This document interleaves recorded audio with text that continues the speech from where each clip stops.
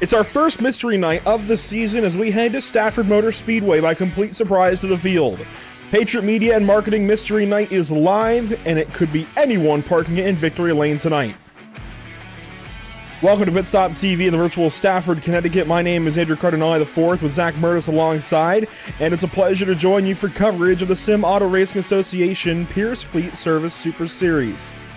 We're here for Patriot Media and Marketing Mystery Night, and tonight's coverage is brought to you by Pierce Fleet Service, Patriot Media and Marketing Services, and all series partners.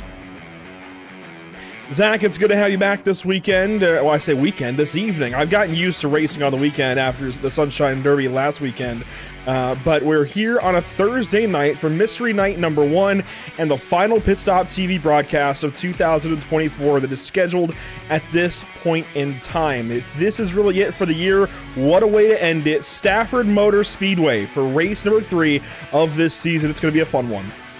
That it is. I am a big fan of Stafford Motor Speedway. They have a lot of great racing up here. Street stocks, modified, sportsmans, which are just another fancy way to call late models with a 602 crate. But they've got so much great racing at Stafford Motor Speedway. They even just redid their quarter mile on the front straightaway, and I've heard they might actually try to take some legend cars there. So that's going to be fun, and hopefully we'll be able to see those updates here on the iRacing.com sim very soon. But Stafford's always a weird type deal, Andrew. I make this similarity to a lot of different short tracks, but I always compare them to Hickory in the sense of 1 and 2 are different from 3 and 4, which is kind of the same thing for a lot of short tracks around the country. But Stafford it feels very wide when you're running through 1 and 2, and then it feels a lot tighter when you're in 3 and 4. The bottom line is still usually the preferred line here, but the outside line can actually do its job when you want it to. So don't count it out too late in the race, especially when the marbles get up there. It can be a little slick, but it can get the job done. Otherwise, smooth and solid, slow is fast, and fast is smooth. That's what we all like to say, and no better way to clarify that here than being at Stafford Motor Speedway. Well, you mentioned the different ends of the racetrack being a little bit different. They are shaped very slightly differently, and the banking is different. 9 degrees of banking in turns 1 and 2, 7.5 degrees of banking in turns 3 and 4. So a little bit different from one end of the racetrack to the next. It's going to keep these guys on their toes this evening. Let's take a look at point standings coming into this evening. Of course, as the season rolls on, things are going to change a whole lot, but here you go. Cole Cabry up top with now 2 wins in 2 races by 10 points over Josh Cottle, 16 back to Ryan Kuhn, 28 back to Steele Langford, so on and so forth for your top 24. This is how things look after just 2 races this season. Things are going to change a lot tonight. Alex McCullum who? I had to make that joke, but we saw how Alex dominated last season and absolutely walked away with the championship. He's actually not even making the race tonight. He was not able to set a qualifying lap down. You can already see he's all the way down 10th in the points. It's still anybody's game right now, Andrew. The points are still relatively close enough together that we're this early in the season. Anyone can still make their name right now, and they can try to put themselves in a position to be contending for the championship in, say, the last 3-4 races as we get closer and closer on metric on who would be mathematically eligible. But really surprised in that top 5. Well, actually, no, I'm not, because there's a lot of drivers up there that really should be up there, that we expect to be there. Yeah, it's a very solid top 10, I'd say. There's nobody there that shouldn't be there, and there's a few drivers knocking on the door for sure. It's going to be fun to watch this season evolve throughout the course of 2024 into 2025. Here's a look at the schedule. We can now fill in mystery day number 1. Mystery night number 1 here for round number 3, Stafford Motor Speedway for Patriot Media Marketing Services. Next up, January 2nd, we still don't know where we're going for Corey Bodie Motorsports Mystery Night or Pedley's Garage Mystery Night on January 9th. So 3 Mystery Nights in a row. This is the first of them. Stafford fills in here. Going to be a lot of fun to find out who or what racetracks fill in the rest of these Mystery Nights. Then we still have Slinger, Oxford, New Smyrna, and Lanier the rest of the way, but this is the first of many Mystery Nights this season, Zach, and it's a very exciting one to fill in. That it is. I was wrong. I thought this was going to be Hickory. I thought it was going to be Hickory. But hey, we still have full weather mystery night for me to get it right. And you know what, Andrew? I'm going to challenge you for the rest of this season. I think we should each make an educated guess on what track we think is going to be next on the mystery night. We'll have our own little mini championship up here in the booth.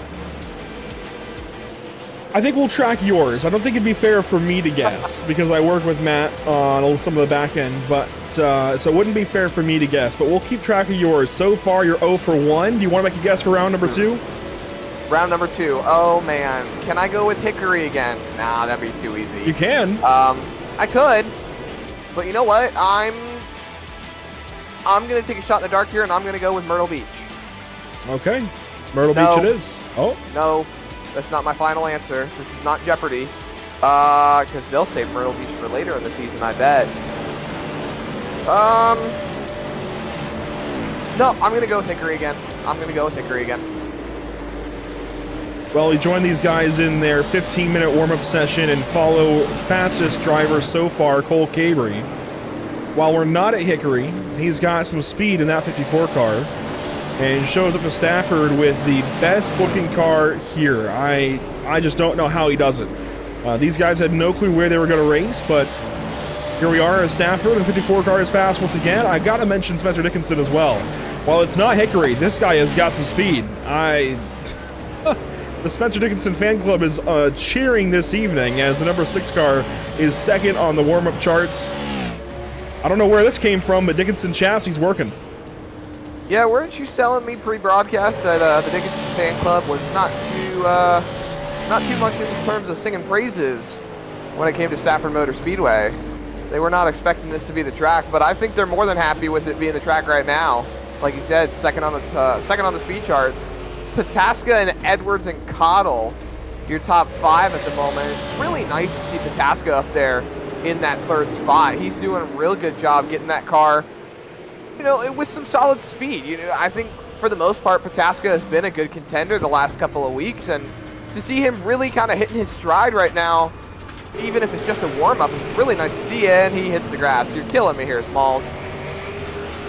Also got to mention Jacob Harbert. This is somebody who took a stab at the mystery track today.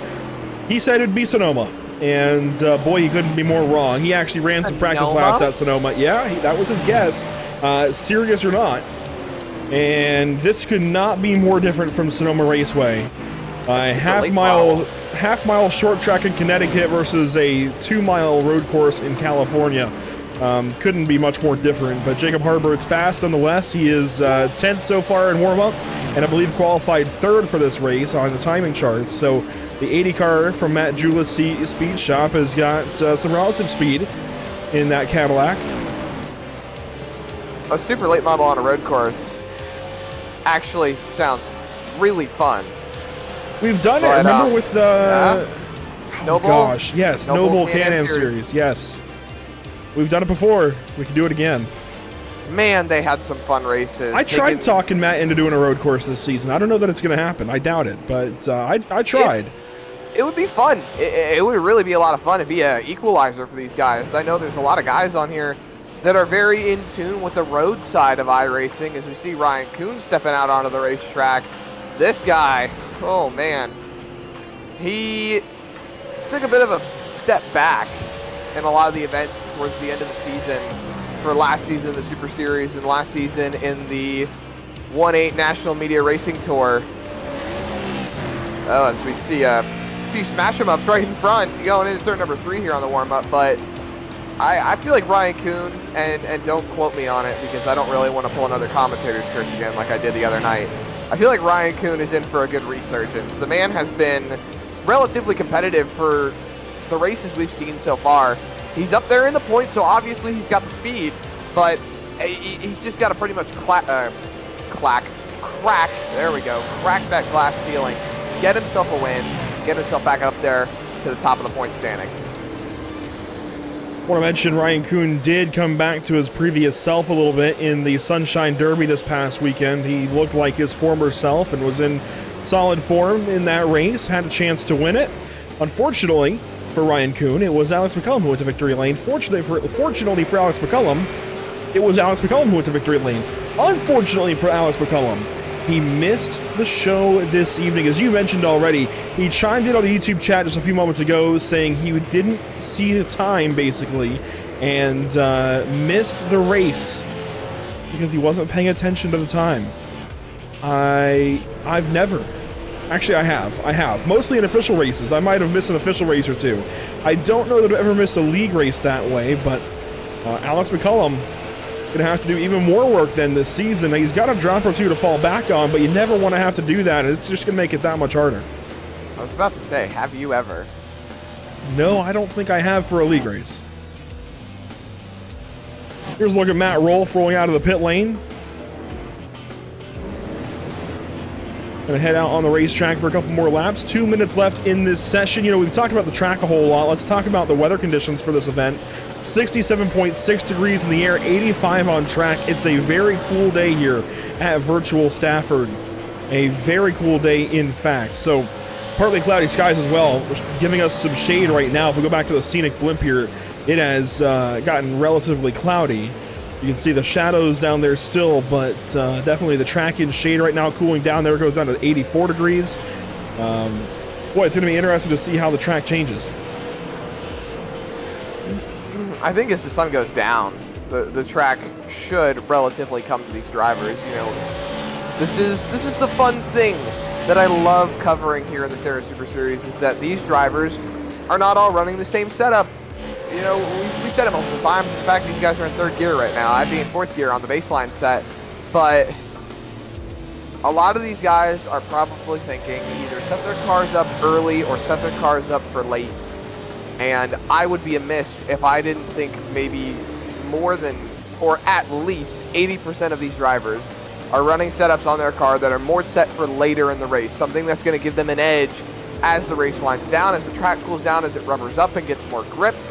And, you know, hopefully they're going to be smart, they're going to be safe, they're going to be smooth, and someone's going to be taking a checkered flag by the end of the night. Well, that's the fun part about this, and why we love this Mystery Night idea so much, especially expanding from one race to 5. These guys don't know where they're going at the start of the day, at the start of the week, so they can't build that setup and tune it and test it over the course of the week.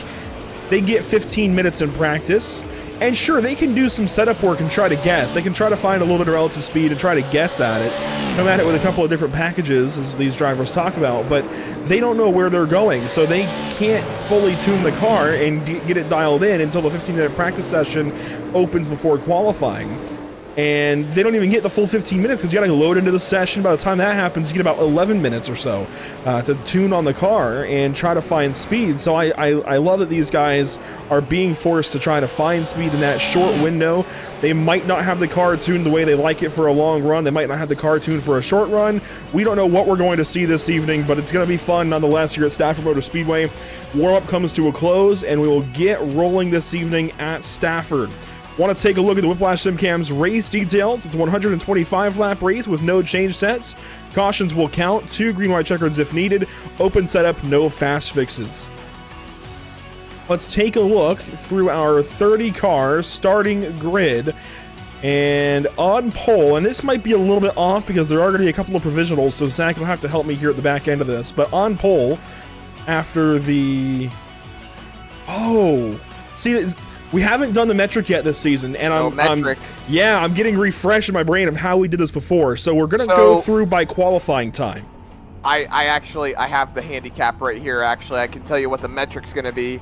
So on pole right now, in terms of quick time, is Cabry, right? So how it's gonna roll off. Let's go through it by quick time first, and then recap of who's going where, and then we'll move on with the rest of the grid. How about that? How about we do that? Cole Cabry, fastest in qualifying. Riley Stenjum second. Jacob Harbert's third. Then Cody Kelly. 5th and 6th, Casey Kelly, Ryan Kuhn, and 7th and 8th, you'll find Daniel Folds and Blake Thronberg. Now, how are they being reordered? So the reorder tonight is going to be Casey Kelly and Cody Kelly. That's going to be your front row. Casey Kelly starting on pole. Thronberg next in third. Then it's going to be Daniel Folds, Ryan Stenjum, Jacob Harberts, Ryan Kuhn, and Cole Cabry. So they're pretty much taking the top 8 and swapping them around like an invert. Let the rest of the field go by on the bottom. Cameron Hamilton, Joe Schaefer will complete your top 10. A little further back, you'll see 11th through 20th here. We're just going to let that all go by as these guys get warmed up, and you can see where your favorite driver is starting from this evening. Now, it's worth mentioning as we get down deeper in the field, the very end of the field, 29th and 30th. Yes, the very end of the field, 29th and 30th, will be filled by a couple of drivers by provisional, not by qualifying. It looks like that's going to be John Owlett and Keith Jeffrey for the time being, I believe. Can you confirm? Yep, that is going to be the back two of John Owlett and Keith Jeffrey. Everyone else on back is out of the race, and we had 40 cars show up to this event, Andrew. So there were a good amount of drivers here tonight to try and make it in. Some of them weren't able to set qualifying times. Others are just not able to make the race. But the pace car is going to pull off pretty soon here, and we're going to get going green flag racing. Looks like we should get one more lap here before we go racing. So the rest of the grid rolling by on the bottom of your screen. And we've got just one more lap, I believe, to reach up there and pull those belts tight one more time. Weather conditions, while they're staying pretty steady, 67.6 degrees in the air. The track has cooled off significantly. It is down to 77 degrees on track. Much cooler than it was earlier on in warm-up. The iRacing.com safety car will pull off to the relative safety of pit lane. We'll turn things over to the Kellys. Casey Kelly, Cody Kelly on the front row, ready to go racing. You're at Stafford Motor Speedway, into the restart zone, and down and away. We're racing at Stafford.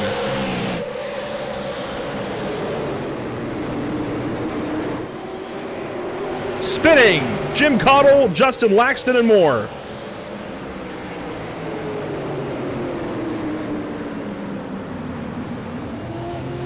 I see Parker Traves is in it. Devin Rogers got a piece. There's Jim Cottle in the 15 car. He's got a lot of left front and front end damage. You can see that nose is punched in right there. Heavy impacts.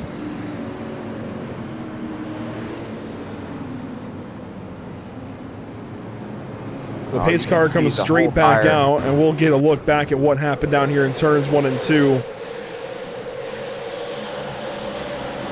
It started with Cottle.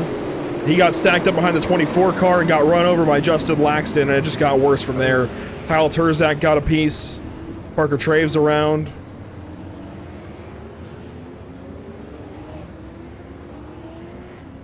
That's just something you got to expect in short track racing, Andrew. We've seen it how many times this year? Stack-ups happen. They cause so much heartache, I'll say, for a lot of these drivers, especially on lap 1. This is not something you want to see on lap 1. Just go into the corner and there's nothing you can do. You're relying on what you see in front of you, and if you can't see past the car in front, not much you can do. Let's see how it happened for Kyle Turzak in the 15. He was back here a little bit deeper in the field, right behind Laxton and Cottle. And here's how it happened for the driver from the Atlantic Club. We'll also see Parker Traves get involved with this. He got straight down to the inside lane and got stacked up in all of it. And there's the contact for Turzak. Doesn't look too hard and heavy, but he's definitely going to have some left front damage on that car as these guys choose in the background, getting ready to roll. A little interesting thing, though, that they're doing for the choose cone is they told drivers that they're choosing on the back straightaway, not on the front stretch. And they're using the little infield road course section that Stafford likes to use for certain races throughout the year. So they said if you want the bottom, go run the road course. If you want the top, stay on the asphalt. Well, there you go.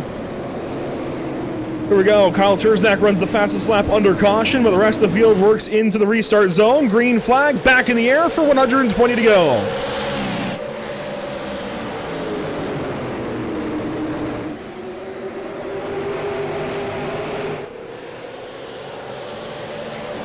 A much cleaner start this time, down to turn number 3. Casey Kelly leads over Cody Kelly, Blake Thronberg third, and then it's a battle for 4th.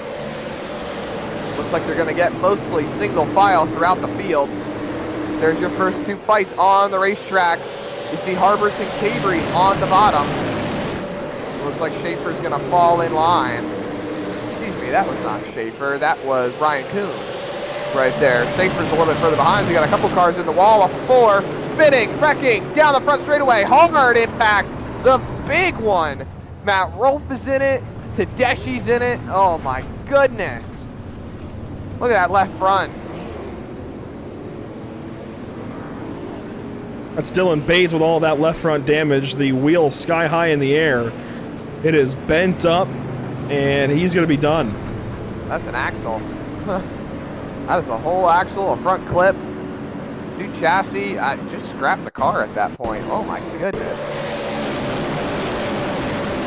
Well, it was the second lap this time, or second or third anyway. Dylan Bates, and it was him hard in the wall. He got picked up by the 24 of Kieran Church and turned around. Just nowhere for these drivers to go at that point. When you get one car turned around here, the track here is pretty narrow. When you get one car turned around, there's just nowhere to go. The Red Sea kind of parted right there, but I mean, they all were turning into each other by the end of it, so there was nowhere to go. You see Bates rolling up on the high side. He's trying to get right around Schaefer Jr. and Cameron Hamilton right in front. There's a big impact right there. You see everyone scattering, and there's just nowhere to go. 1, 2, 3, 4, 5, 6, 7, 8, 9, 10 or 11 cars involved in that one, maybe 12. I saw Trevor Edwards get in it. We'll take his on board through all of this. He was deep in the field behind Matt Rolfe and Spencer Dickinson. But here's the onboard for Edwards.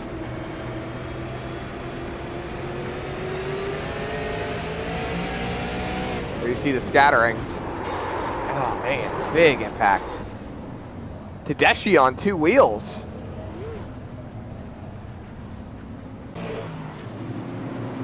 We'll turn things back over to the Kellys out front. They have just chosen. And we'll go back green flag racing the next time by.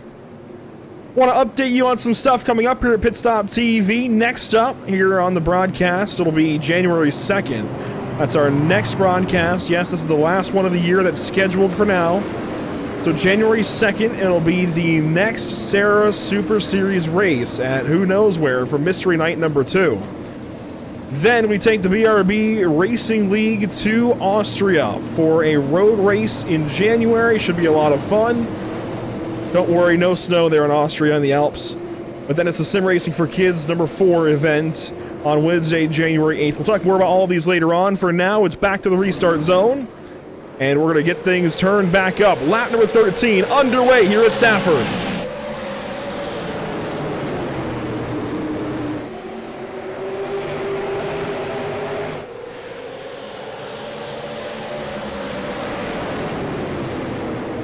A clean start there again. Cole Cabrey starting to slice and dice and work his way through the field. He's up to 6th. Side by side for 2nd, Thronberg and Casey Kelly. Spinner on the back. Lots of spinners. Aaron Johnson on the inside of the 78 car. He'll get turned back around. No caution there. Justin Laxton also seems to be in trouble. Back up front. Made a mistake. That's not Casey Kelly on the outside. That's Cody Kelly. Still a little hard to tell apart sometimes, but Thronberg's still on the inside. He's got Stensham right behind him. Cabrey waiting in the wind. That outside line is good for now, but it's really going to start hurting those tires come the next 5 or 6 laps that you spend out there. And Thronberg trying to muscle him up the racetrack, get the nose in front going into the corner.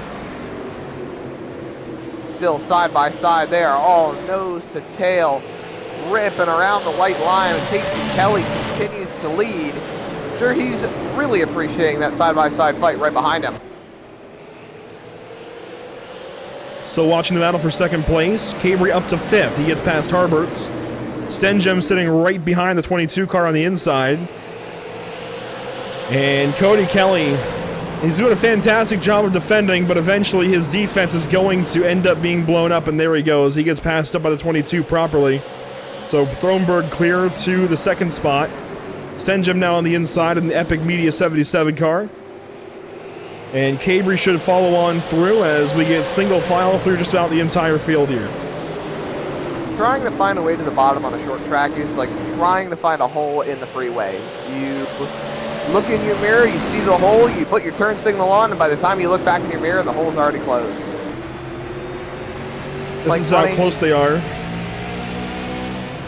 Oh, they're making contact down the front straightaway.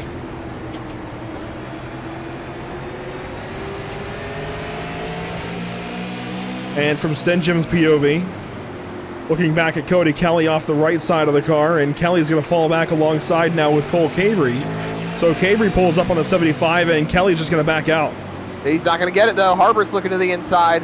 You saw it out back windshield. There he is on the quarter panel. Kelly's going to try to get a run here. He taps the wall, maybe get clear going to the corner.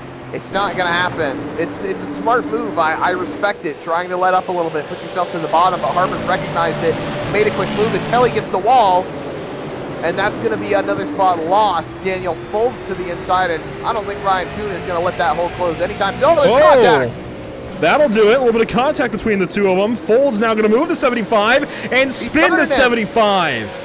That is going to be to the rear for Daniel Folds. He collects the two 6 cars, Joe Schaefer Jr. and Spencer Dickinson each, and also going to be collecting the 67 of Eric Tracy. That's silly for lap 22, I'll be honest. Too early for that stuff. You got a driver just trying to get in line. You give him a retaliatory tap, it looks like, and maybe it wasn't retaliatory, but it sure looked like it. We'll give Daniel the benefit of the doubt. Maybe it wasn't intentional, but it looked like it was one of those short track deals where somebody moves down in front of you and you give him a bump. Spencer Dickinson fan club going to be up in arms right now as he takes a heavy hit on the nose of that 6 car. Can't imagine he's going to be too pleased getting caught up in this. This is running before the incident happened. That just seemed relatively run-of-the-mill there, Andrew. Correct me if I'm wrong. Just a little bit of contact on corner exit. I don't think any retaliation was really warranted there. And again, maybe it wasn't intentional. We'll go back and look at it one more time here. I don't know. It's short track racing at the end of the day.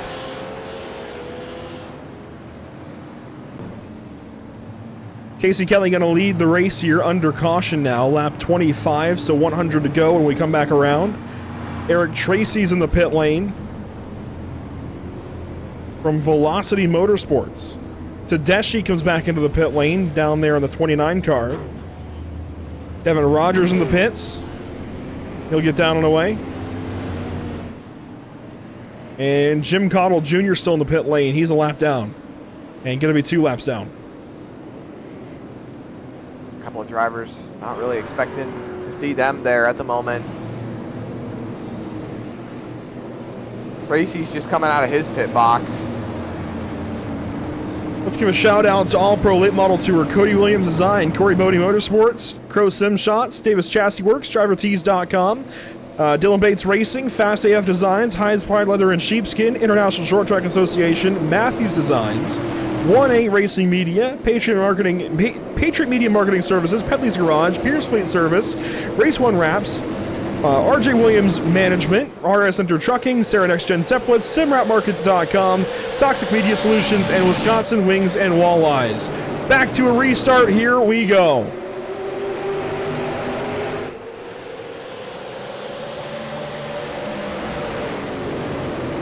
Cabry through to the 4th spot, looking for 3rd underneath Stenjum, and he's going to have it. Single file, top 3. Harbert's now looking to the bottom. He's not going to completely get, actually, I stand corrected. Going to get there off of turn number 2. Might bring Ryan Kuhn with him.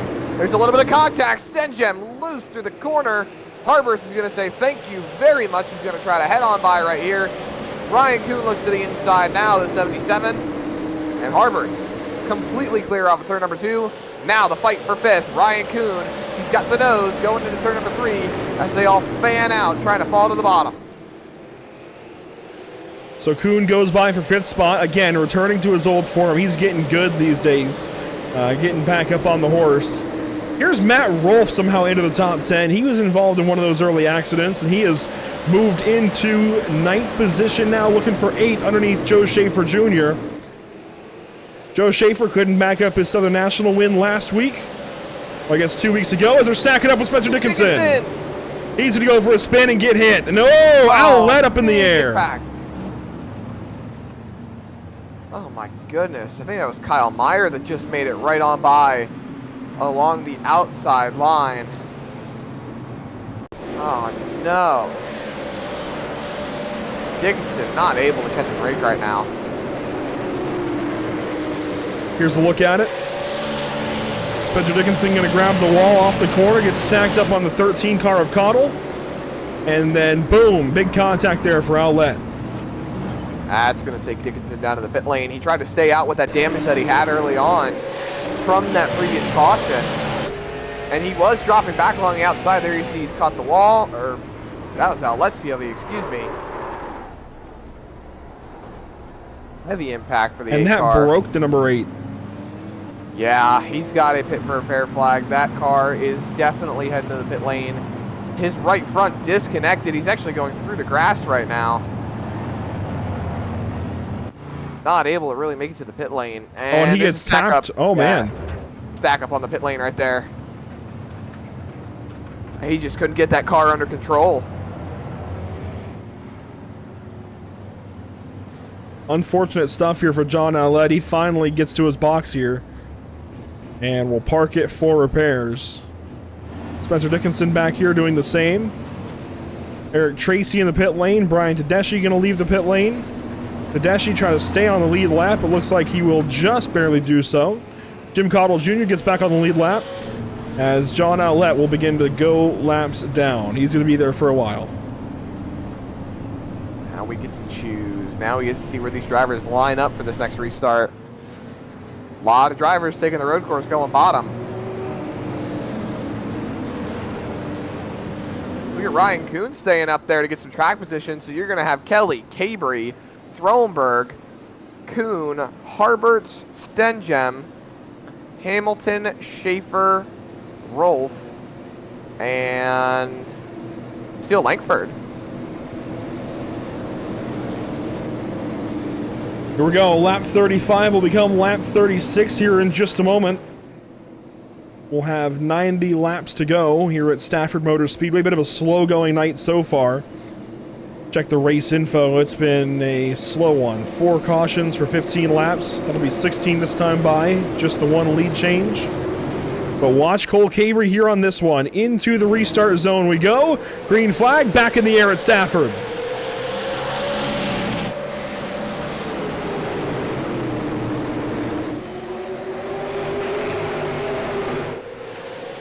Cabry clear for second. Everybody fighting down to the inside line. Rodenberg gets down there. Yep, Kuhn trapped on the outside lane.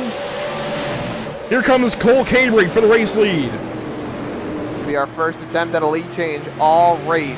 Cabry wants it. Kelly has it. We're less than 100 laps to go, which isn't saying much for a 125 lap race. But Cabry rolling up to the bumper. He is there. He is knocking on the back door. Yoo-hoo. Anybody home? I brought cookies. Hopefully they're chocolate chip. Anyway, these guys racing for the race lead. Kelly out front. Cabry looks to the inside and sticks his nose down there. A bit of a dive on the inside lane. He just gets to the inside, but will lose some traction off the corner. Going to do the same thing down here in 1, and it works. Keeping the nose in there. That's what it's all about. Let them know that you are trying to take that spot away. The passing car does not necessarily have the right of way, but hey, kudos to them for racing clean. Still side by side off of turn number 4 at the line. Cabry's going to lead the lap, and I think Kelly recognized that the faster car needed to get on going. He did not want to burn those tires up, running along the outside trying to defend. So he's going to fall in for second. Throneberg through for third, clear of Harberts, and now it's a 3-car fight for the race lead. So Cole Cabry now out front here at Stafford Motor Speedway, takes over just before lap 40. Casey Kelly stays on him here through 1 and 2. But getting clear single file through your top 6 or so, back to Ryan Kuhn down in 7th.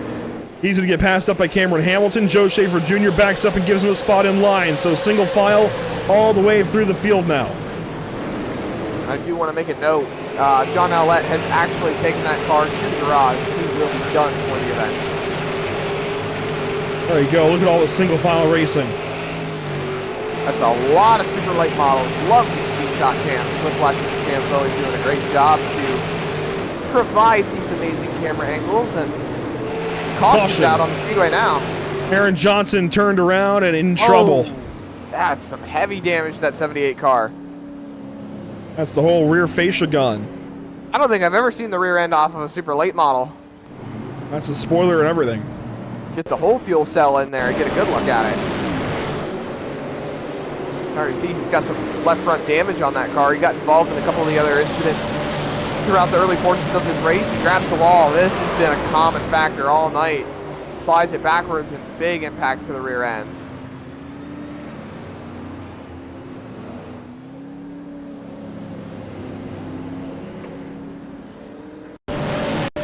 One more look back at it for Aaron Johnson in that 78 car.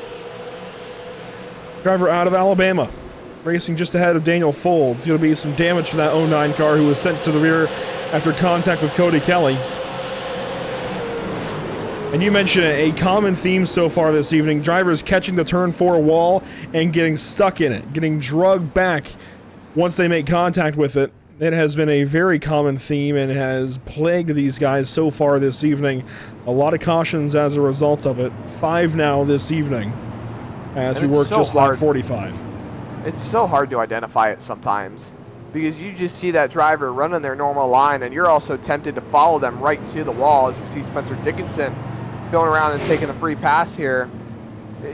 You're so tempted to follow that line and just follow them right to the wall sometimes. It's such a common occurrence, and you never really expect them to hit the wall. You're not planning for it to happen. You're just planning to follow your line, and then once they do hit the wall, there's so little time for you to react, and you just end up catching them, and it's not like you want to turn them around, but it's not like you have anywhere else to go.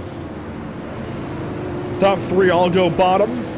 As to put Jacob Harbert's up top in 2nd, Riley Stenjum up top in 4th, Cameron Hamilton up top in 6th, Ryan Kuhn down low in 7th, Matt Rolfe up top in 8th, then Joe Schaefer Jr. in 9th, and that'll be Parker Traves back there in 10th once they all sort out. Cole Cabry going to lead, Casey Kelly going to restart 3rd, Blake Thronberg going to restart 5th, all taking the bottom lane. One more look at this season's schedule. Mystery race number 1 this evening. Next up, we don't know where we're going. For the next 2 races, then it's Slinger on January 16th, the next race that we know where we're going to. Brought to you by Wisconsin Wings and Walleyes. But here we go, back to the restart zone this time, but it's an early restart out of Cabry before the restart zone.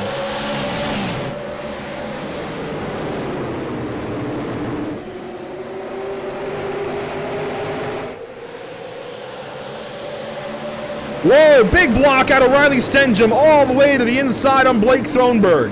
Thronberg going to get sorted back there from 3rd to 5th on the restart. Laxton in the grass, a couple more spinning. Big hit there for Daniel Folds. No caution yet. Dickinson around the outside of all of them. They're all rolling slow. The leaders are coming through turn number 3. There's the caution. Caution is out. The caution button gets hit, and that'll bring the field down to a stop again. Or nearly a stop anyways. It's going to feel like a stop. See the pace car rolling off of the pit lane right there. Not sure how that all happened. Towards the back of the field, you saw Laxton go around. So it's Pataska and Laxton, it looks like. Pataska gets Laxton. Laxton goes through the grass. Jeffrey gets Pataska. Folds gets hit by Laxton just throttling it up. And then driving back on the racetrack in front of Tedeschi. That was heads up from Tedeschi. So what brought the caution out then? I think it was a delayed yellow. It could be, but the drivers were rolling was the thing for me. The track was clear. There you see it. Look, right in front, 13 to 53 stacking up. Pataska hits Laxton. Pataska goes around. Boom. Big, heavy contact right there. So they're all rolling. The caution's not out yet. We're still green. Then I think right around here's where we have the caution. There you see him run through turn number 3. That's about where the caution came out as they got into turn number 3. And I'm sorry, but this is a little bit careless out of Justin Laxton here. The way he throttles up and comes back on the racetrack. I don't like this at all. He's going to throttle up here, drive it back around. Boom. Big hit to Daniel Folds. That could be the end of his day. Looking at race control at the moment. Rogers, Tedeschi, and Folds all with pit for repair flags. Yeah, so Folds here going to get just sideswiped right there. And that's his wheel broken. These drivers have chosen now as well, so everything's already getting sorted out for these guys going laps down. Folds is 2 down. Rogers, Tedeschi, they're all 3 down now. Pataska's 3 laps down. It's all over for them.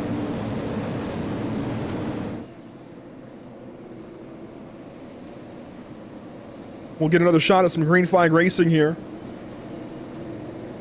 Last time these guys did a mystery night, it was the Las Vegas Motor Speedway Bull Ring. Tonight, Stafford Motor Speedway. Bit of a change up. A very different racetrack. And here we go. Restart zone, down and away. Again, earlier than the restart zone. Cabry on the restart.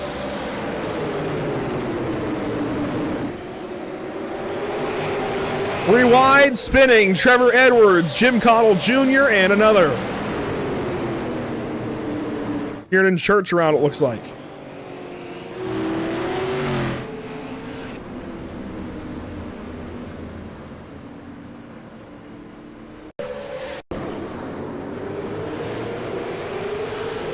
Look back at the restart. Quite a suggestion from Ethan Wolf in the YouTube chat. Next race should be Charlotte Legends Oval. Oh boy.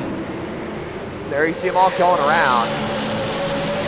Relatively clean incident. I say clean even though they're all spinning, but we're still referencing the fact that not a lot of damage on these cars. I mean, once again, it's just a stack up. One guy has to check up, the next guy doesn't see it, and they're spinning. About 3 cars involved in that overall. These drivers are starting to show a little bit of their displeasure at this point. That was Jim Cottle Jr.'s perspective. He will now work down the pit lane and exit here. He's had a rough day in that 15 car, but hoping to turn things around. We'll just stay on the lead lap. Meanwhile, there's your field down into turn number 1 under this caution. I want to go back and highlight something coming up for us here at Pit Stop TV, the Sim Racing for Kids event. This will be the 4th year running. Now, this event has been carried on Kyle Hires and Finian Jacuna's Sim TV in past years, and I've worked this event with them, and it's been a pleasure doing so. They're not able to cover this event this year in 2025, and we're lucky enough to step into their shoes. It's going to be a very fun night for us. Sim Racing for the kids, trying to raise money for sick kids. Last year, crushed the $25,000 goal. This year, an ambitious goal of $87,000. It's already up over 20. So that's really good to hear, though. Yes, yes. Great cause. Great way to great way to spend your money. Let's go with that. We'll talk more about that later on, and of course on January 8th, the day of the event. But for now, we'll work back to the restart zone and go back racing, this time by Cole Cabry, Jacob Harberts, Casey Kelly, your top 3. Green flag back in the air here at Stafford. And a bad restart for Kelly. Stenjum straight to the bottom. Kelly's going to get hit, and the 5 is going to go around in front of the field. Can't tell if that was Keith Jeffrey. Oh, they're still spinning. Rolf is going through the grass.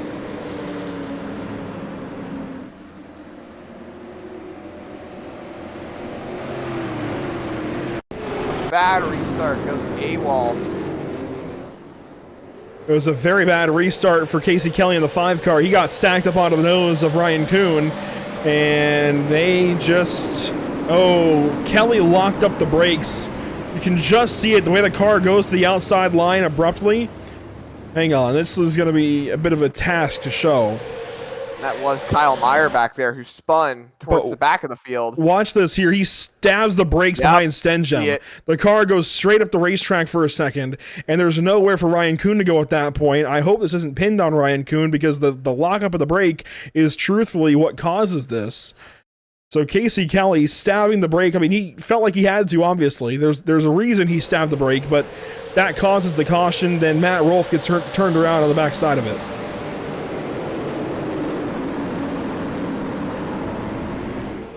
He's down through the grass. Here comes Ryan Kuhn and Cameron Hamilton, and boom, contact.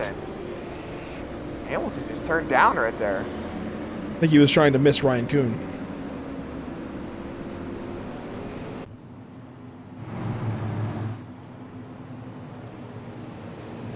Well, I'm sure race control is not very happy with how the racing has been so far with all these caution flags so quick back-to-back in succession. But you know what? I think the next race should be Charlotte Legends Oval. And you know why? Oh, boy. We can turn the cautions off and just let them have at it for like 50 laps. You know, there used to be a lot of fun races that they took place on the Charlotte Oval, the Legends Oval, that is, back in the day. They used to have, They used to have sportsman races on the Charlotte Oval. There was a point in time where they utilized the Charlotte Oval or the Legends Oval, that is, for rallycross racing. Obviously, the summer shootouts on there. And then there's a lot of fun stuff, you know, like when they run the big course for the Legends Road Course there, they utilize the Charlotte Legends Oval. So there's some fun stuff we can do with that. Here we go. Restart zone on the way once again. Cole Cabry again early. Restarted, and we're back green here at Stafford. Harberts dives to the inside of Stengen, but can't get there. Big send by the 80. Single file for the most part. Big blocks down the back straightaway. Parker Traves on Blake Thronberg. Thronberg just gets to the left rear there of Parker Traves. And Traves will get Oh, he's going to get turned into the 60. He's going to come back up into the field. What a catch. Straight. He hardly lost any time out of that. I mean, that was impressive. He might have gained something, but he gave it up there. He gained, and then he lost about 3-4 spots right there. No caution. We stay green flag racing. And it's going to be a beach down to 1 and 2 now. All kinds of dirt all over the racetrack. Yeah, that new particle update that the iRacing.com sim brought to us, giving us a little bit more detail on how grass, marbles, and all that affects the racetrack. And this is something these drivers will need to adapt to. And we saw it on build day. It was gnarly, I'll tell you that. I wasn't even here for it, though. Ryan Kuhn gets up by Parker Traves. Cody Kelly is back up here. He's in 7th. Still Langford is in 6th. Joe Schaefer Jr. is in 5th spot. Thronberg in 4th. Stengen in 3rd. Harberts in 2nd. Cabry leads this race, and Cabry is down the way with a nearly 1 second race lead already over Jacob Harberts. He has just got this set up, this car figured out and on rails. I don't know what he did, but he did the right thing. It's going to take a caution or some form of tire strategy to offset this 54 car, because he is absolutely rolling through these corners, and nobody seems capable of stopping him. He's just absolutely moving. And we're more than halfway through this event now, Andrew. This is where we start to get into crunch time. It's later on in the race. Now these setups that these drivers have built are going to start feeling themselves out. Hopefully, we're going to start seeing a lot more of how these cars are going to react throughout the remainder of the race. Now we've got some green flag racing in. Now we've got some runs to see what they're capable of. Let's hope we keep it rolling for right now, that is.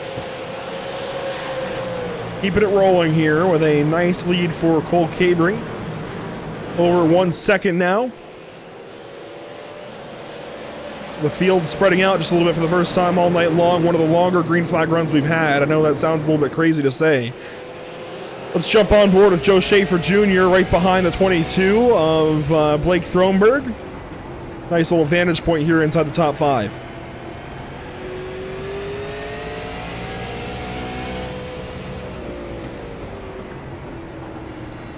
And you know, we talked about weather earlier in this day. The track temp has risen a little bit from 77 degrees at the start of the race to 80 now. But that air temp is actually dropping down as the day gets longer. Not by much, by less than a degree, but it's dropping. All you can ask for. Keep on dropping, keep on going down. The more it goes down, the more the grip goes up. And you know, that's one thing I've actually never understood about racing. And it's probably super simple, and I'm just overlooking it, but I've never understood how a colder track gives more grip and a hot track provides less grip. some kind of science at work there. Dallas Pataska are going to roll off the pit lane finally, 25 laps down. He's going to look to grab a couple of spots here as attrition has set in for sure here at Stafford Motor Speedway. But this is a decent little run that we're getting up to. Lap 75 now of 125. We've got a battle here. Steele Langford looks to the inside of Joe Schaefer Jr., who catches the wall that time off of turn number 4. And this is the battle for 5th.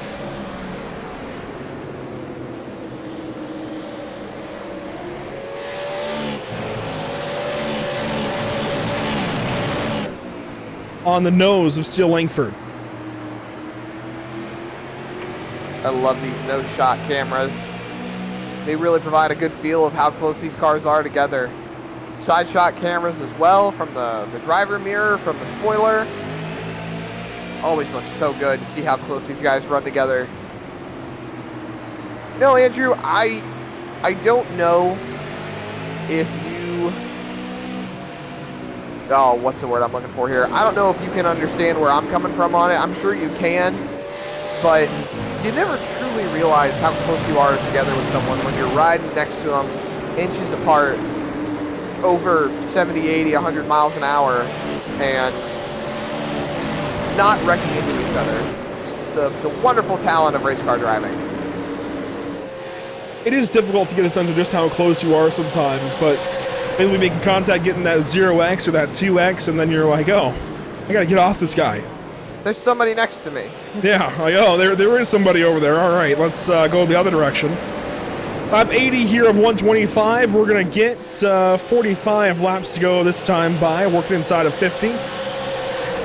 Watching Steele Langford work over the 6 car of Joe Schaefer Jr. Things have calmed down a little bit. A rather single file field right now. Nobody's really racing too hard. I think these drivers have realized, hey, this has been a caution fest so far. It's been a little bit tough going. Let's sit back and try to get to the end of the race and then battle. Let's hang on to what I've got and then fight.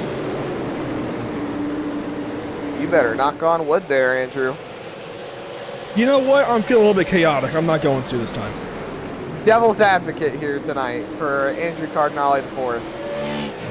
Oh my goodness. You'll love to see it, ladies and gentlemen, but like you said, we're less than 40 to go, and you know, we probably covered it in the Whiplash race detail, in the Whiplash MKM's race details, but they have change sets, don't they? They do not. Oh, they do not. Okay then. Well, that I was not paying attention. Yeah, no change sets for these guys, just the one set of tires on the car, and that's it. That's the way short track racing should be, in my opinion. At least most of the time. Most of the time. I wouldn't mind for the longer races at least getting one change set, maybe a stage break for something like that. Maybe the technology will advance to a point where we can do live pit stops in a super late model or a late model stock car race, but I don't think we need NASCAR pit crews. Well, the Derby used to be live pit stop. Really? The Derby used to be live pit stops. That's changed, of course, in later years. But watching this battle with 5th place, Joe Schaefer Jr., Steele Langford, Cody Kelly, Ryan Kuhn. That is 5th through 8th, all battling under a blanket. And all of this while Cole Cabry continues to run away from Jacob Harberts. That 54 is getting smaller and smaller and smaller in the windshield of the 80, leaving everybody wondering, what the heck do I have to do? What the heck does he have that I don't?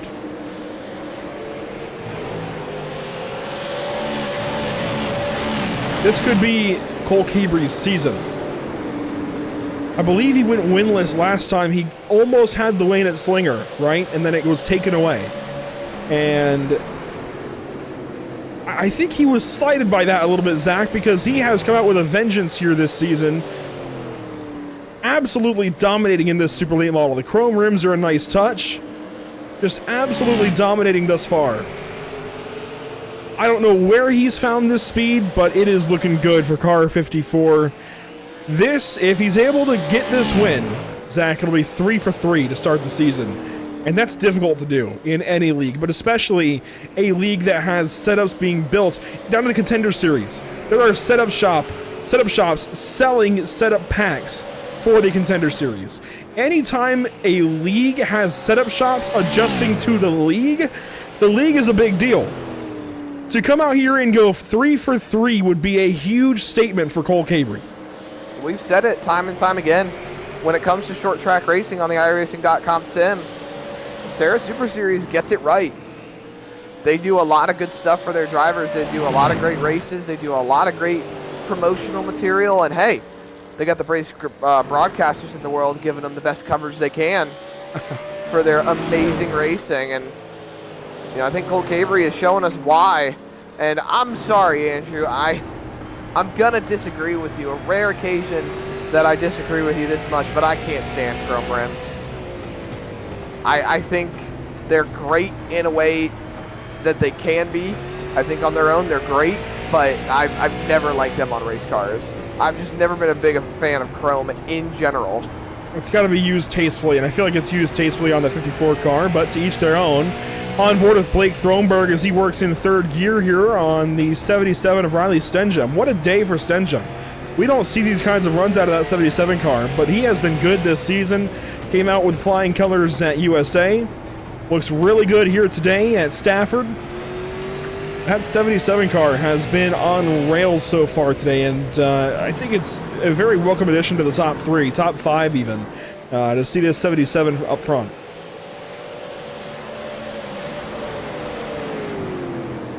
Hey, Paul Martin likes seeing a Ford out front. Guess he's a Ford guy. Cheering on Cole Cabrey and company.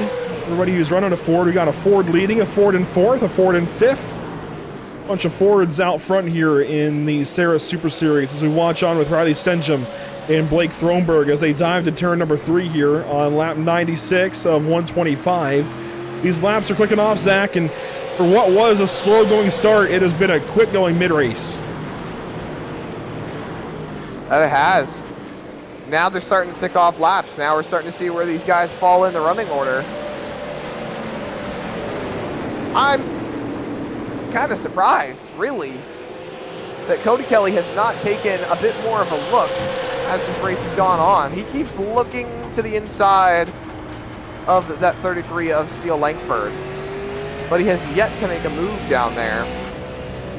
Well, he just went looking the last time, the last lap into turn 3. Oh, no. He's been looking for a few laps now. He keeps looking down the back straightaway ever so periodically, and he just hasn't made a move yet. Might have an opportunity this time. They stacked up a little bit in turn 2, but no look there, really. I mean, he's staggering off, but that wasn't really a look to the inside. When he's a full car width down there, that's a look. You see Langford covering up into turn 1. We'll see what he does this time into turn number 3 on the backstretch, lap 100 of 125. Can he get a run on Langford? The answer is no, not yet. So Langford stays 6th. And the Matt Julis C presence is felt here today. You've got Matt Julis C setups running in 2nd, 4th, and 6th. And who knows where else in the field. So there is definitely a strong Matt Julis C presence here in the field. Jacob Harberts, Blake Thronberg, Steele Langford all running their setup in one way or another. It's rare you have that kind of, I wouldn't say dominance, but that kind of presence inside the top 6 or so of a SARA race. It's difficult to do that. I mean, really, the shop has done it a few times, and that's about it. Here comes Cody Kelly on the inside of Steele Langford. Look at Thronberg. He had a big slide off of turn number 4 right there. Kelly wants to get down there. He wants to go by for 6th place. It'd be nice to see him have a good run here. Potentially put himself up in the top 5. After being turned, yeah, that would be really cool. Throwing it back a little bit, one driver that's made a bit of a comeback, Spencer Dickinson, he's up to the 12th spot. He's recovered a little bit from those wrecks that he got involved in early on. Oh, here comes Ryan Kuhn on the inside of Cody Kelly. A mistake maybe out of Kelly that time. Another sidestep to the inside by the 75 on the 33 car of Steele Langford. Schaefer just sitting there, running at the front of this little line they got going. Then it's a 2-car breakaway. Then it's Harberts all by himself. And then it's Cabry. 4 seconds up the road from Jacob Harberts. To the inside, here we go, it might have a move here. Looked, but couldn't quite get there. Contact that time. Moves Langford up the racetrack. A little bit of bumper-to-bumper banging. Ryan Kuhn gets loose and falls back. Here comes Kelly on the inside. Gets a run off the apron. Continues to try to find a way by this 33 car of Steele Langford. No dice just yet.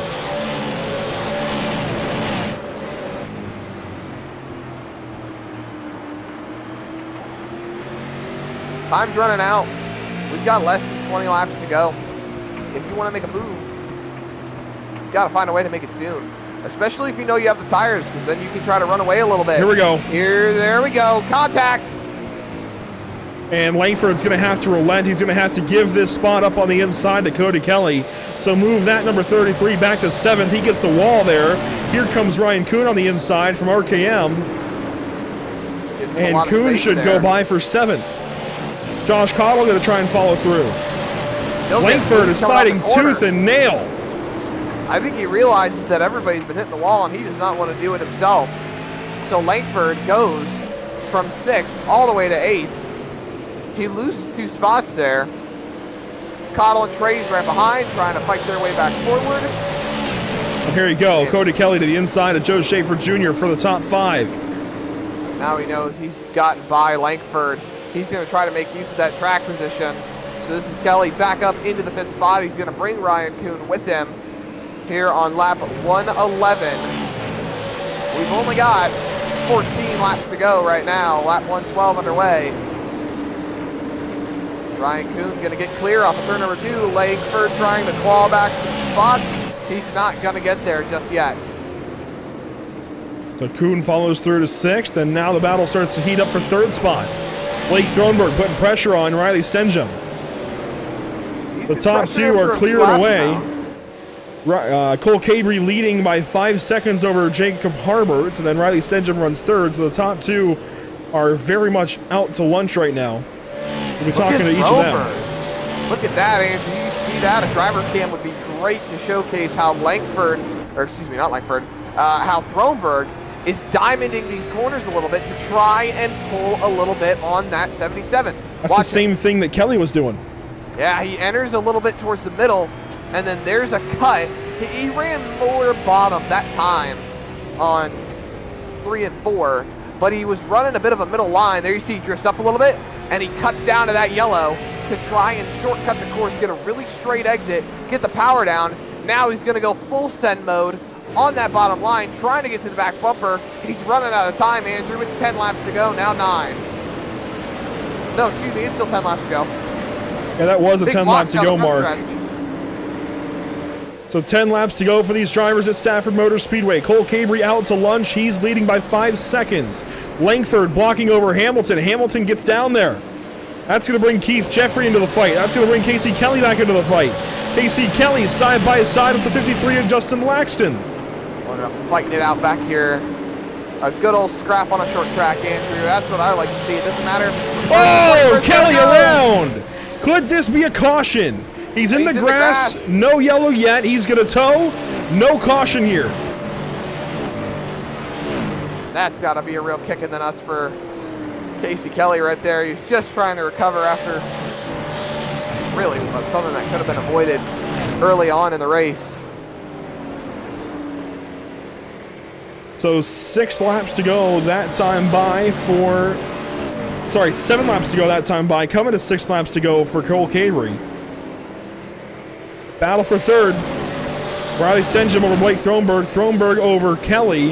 And Kuhn dives to the inside of Steele Langford, who has gone... Oh, no, that's Kyle Meyer a lap down.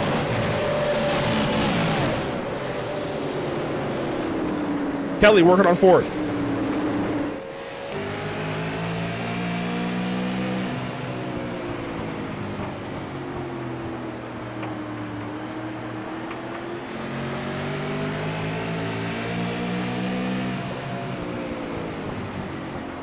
This is on board with Cody Kelly. 5 laps to go, that time by the flag stand. He's working on Blake Thronberg for 4th position.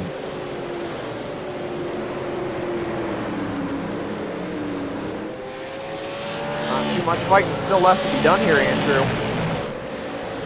Right behind the lap car, Kyle Terzak, and Terzak will go high. Ryan Kuhn looks to the inside of Cody Kelly. Kuhn runs 6th.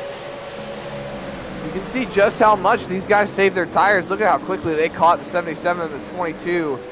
Stenjem and Thronberg still fighting it out. I wonder how long Kelly and Kuhn are going to sit in the wind waiting.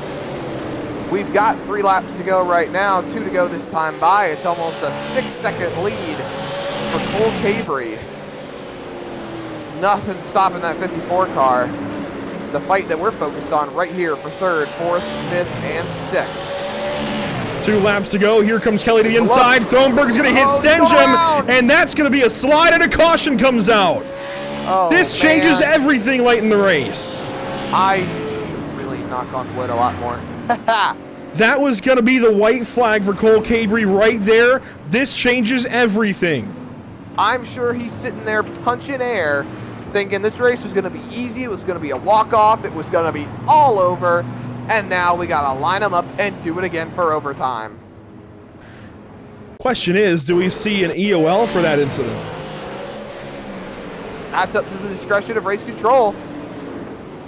And we are currently... It brought out a caution, but it's not going to send Stenjem to the rear or anything. Here's the stagger, and Thronberg just hit him.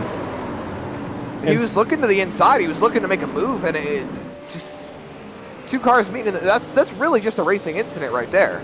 You know, can't really call it a block, but you can't really call it a dive bomb.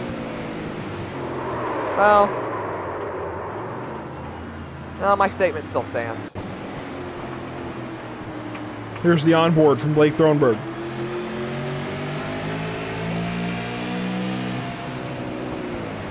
That was a bit of a dive.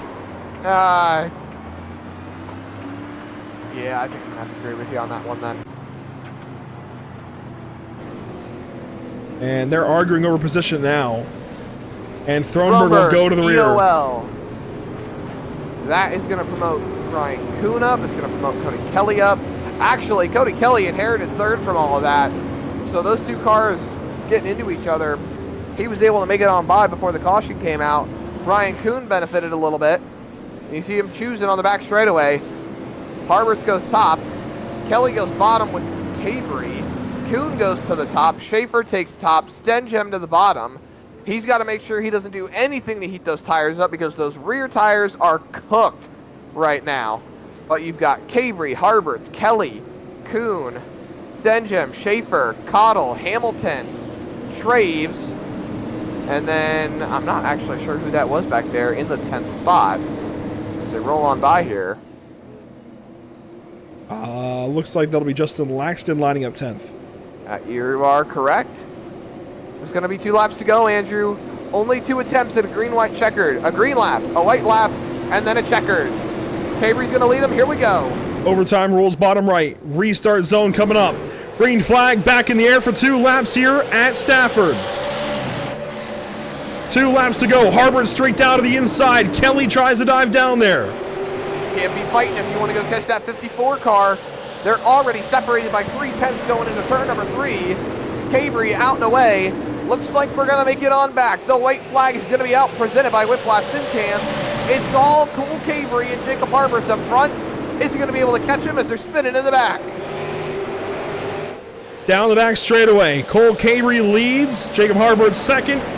Cody Kelly 3rd. That's how they're going to finish. It's going to be Cole Cabry back to the stripe at Stafford Motor Speedway at a checkered flag.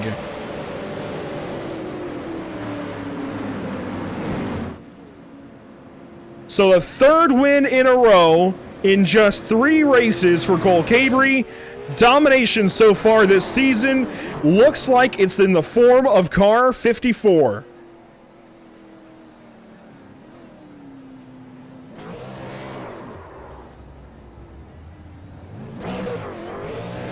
And he's rightfully going to burn it down here on the front stretch on the mini mile.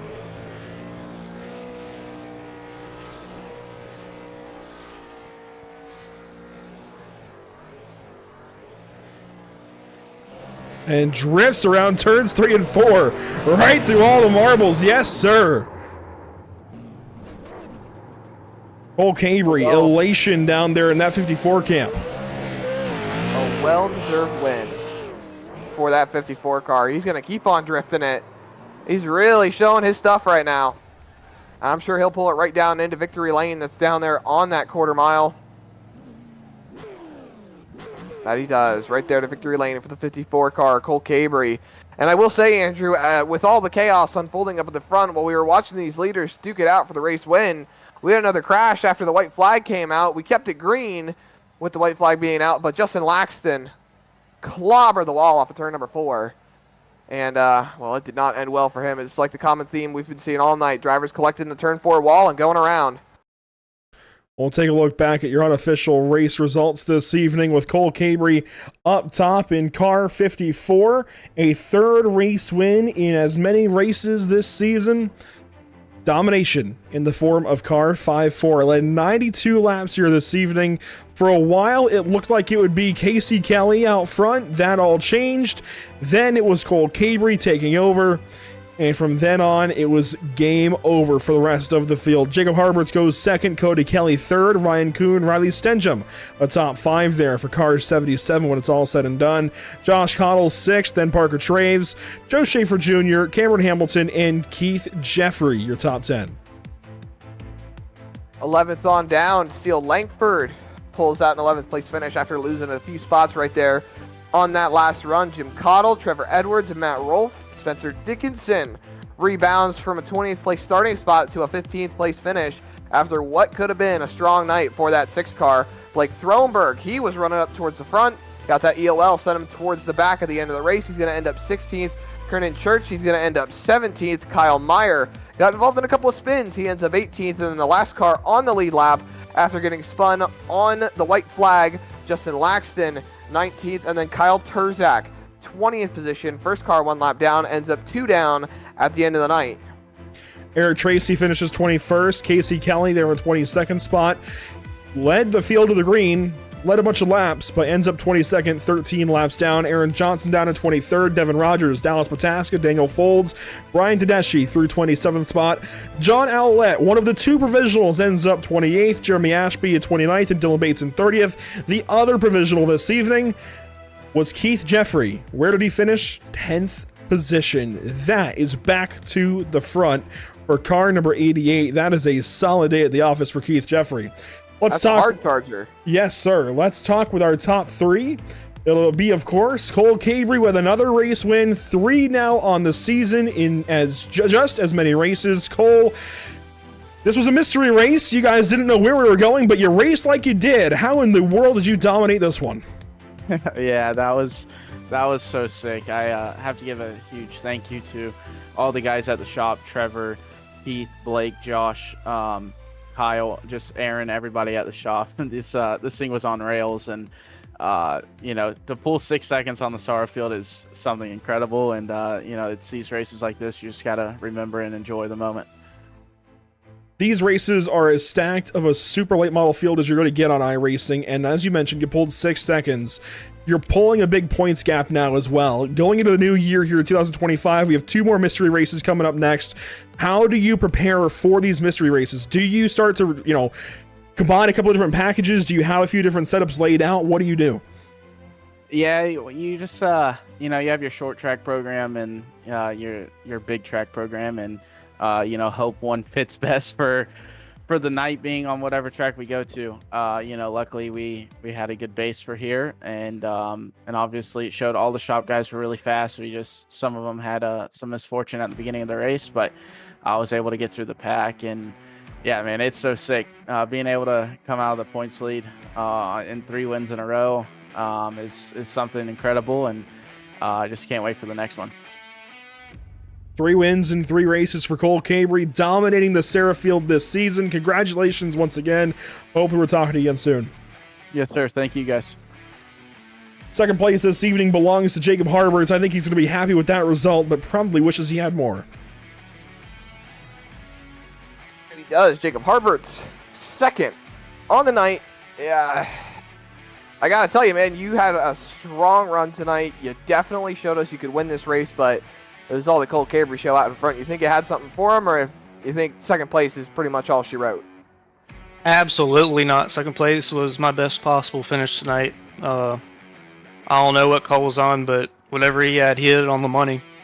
I was kind of fortunate enough to, I guess, have a decent base. I actually worked off of a Langley setup, changed gear and changed some packer, and that was pretty much it. Really small handling adjustments after that. It's a little tough, not to give excuses, but it's a little tougher for me because I've only got one builder in my team. But regardless, I think that's probably the best I could have done, at the time I had to prepare for this race. Even if I had more time, I don't really think I would have been much better, or at least enough to have something for Cole. He just hit it on the money tonight.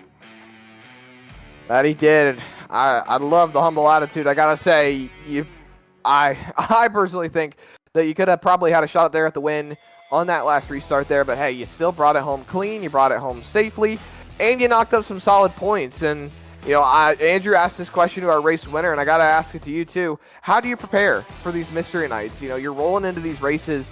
You don't know what to expect, and you gotta try to find something that'll work. What's the game plan and the mindset rolling in? Basically, everyone just kind of has base setups that they work off of. I don't know, exactly what other teams' game plans are, but earlier today I just kind of loaded up a couple tracks that I thought were different enough to give me something to work with. And like I said earlier, I took a Langley setup and used it here. I mean, they're both flat tracks, obviously different shape, but you set up the car very similar for each track. So that's my game plan. I'm going to imagine a lot of other teams have a similar game plan as I do.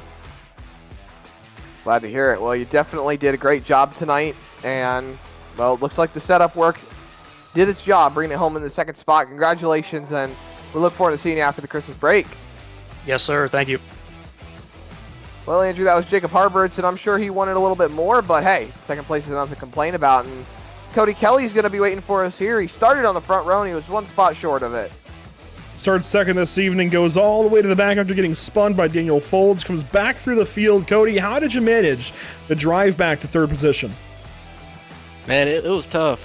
Just had to miss a lot of wrecks, and with the cone choose rule or whatever, I just kept choosing the top and picking off like one or two rows each restart and missing the wreck. And eventually I found myself in the top 10, and then when we had that long green flag run, I think I was in about 7th or 6th, and I was able to pass a couple cars and miss another wreck right there at the end, and wound up third. So it was a pretty good night. Wish I could have battled up front with my brother there the whole time. I just got a bad restart on like the second or third restart of the race, and it kind of messed me up. But it was a good race, a bunch of cautions, but you'll have that sometimes, and we'll be back next week.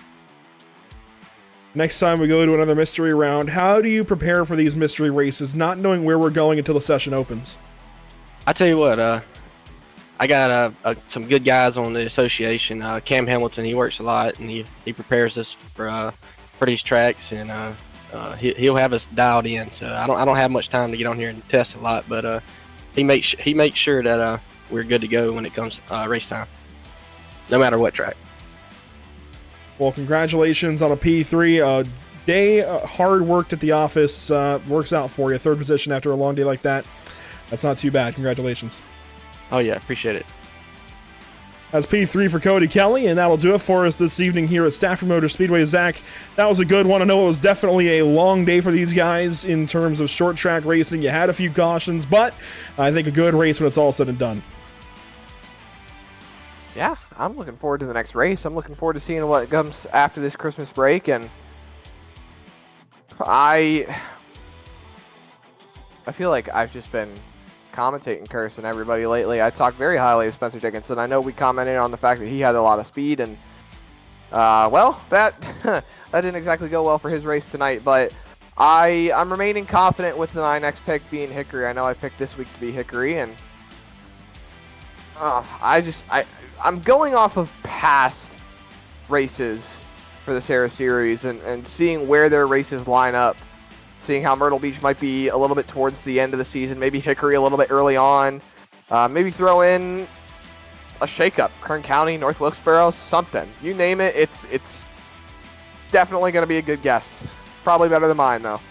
Kern would be pretty cool. We haven't been there yet, I don't think, in any SARA race, or at least not the Super Series. So that would be pretty cool to get Kern. Actually, no, I think they opened last season at Kern, but we missed it. I think they did. Yeah, we just didn't cover that one. We had a pre-existing deal. So I think they ran Kern to open last season. We had a pre-existing deal. We couldn't cover race 1. We joined for race 2 at Irwindale, I believe. It'd be cool to go back to Kern. We'll see what happens. I don't know where we're going for the next race. It's going to be fun finding out, that's for sure. But that'll do it for us. If you don't know, take a guess.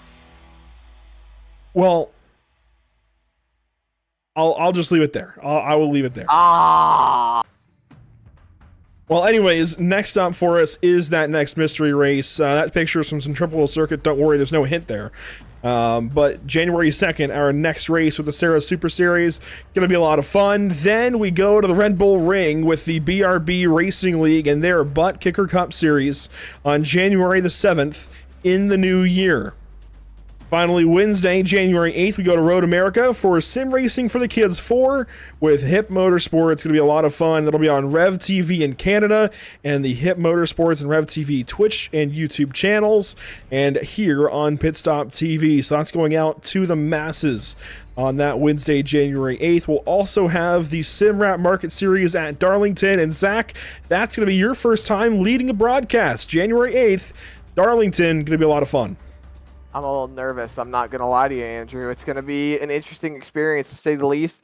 But I'm sure a lot of our loyal, happy Pit Stop TV viewers will love to join in to both races that are going to be on that Wednesday night. I can't wait to look forward to it. And if you're looking forward to it as much as I am, plenty of places to follow along. PitStopTV.com, Facebook.com/PitStopTV, Instagram.com/Pit_Stop_TV, Twitch.tv/PitStop. Pit_Stop_TV. Getting ahead of myself there. YouTube.com/PitStopTV1, one of the main places, the mainstays for Pit Stop TV, and X.com/PitStopTV_. Andrew, I am so looking forward to all the races we got coming up here.